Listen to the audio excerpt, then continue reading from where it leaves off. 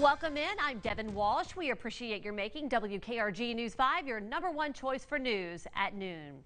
First on 5, Dauphin Island was one of the hardest hit areas in South Mobile County during Hurricane Ida. The island dealing with their usual issues of flooding and sand on the west end. Megan Mackey spoke to the mayor, who says the damage from this storm is worse than it was during Hurricanes Sally and Zeta. The mayor says they are still in the early stages of the cleanup process. Most of the people here on the west end are still without power, and he says it will likely be weeks before traffic is allowed through. This equals to, if not exceeds, what we saw last year in Sally and Zeta together. The Gulf waters churned hundreds of miles away near Dauphin Island as Hurricane Ida made landfall off the Louisiana coast on Sunday.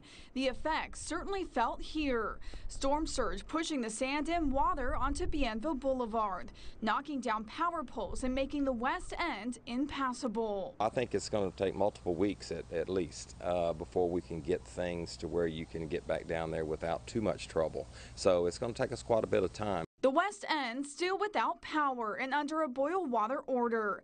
A family vacationing from Oklahoma choosing to leave the island early before their trip was over. I do not regret coming or even staying. I'm glad we did. We still had fun regardless that everything was closed, and we never did get to see the West End Beach, but that's okay. We'll see it next time. Mostly everything on the island has since reopened following the storm. The only thing you can't access is the west end.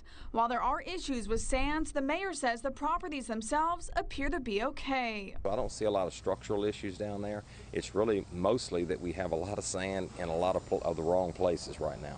There was a concert set to happen on the West End for Labor Day weekend, but that has now been moved to the rodeo grounds. Reporting on Dauphin Island, Megan Mackey, WKRG News 5.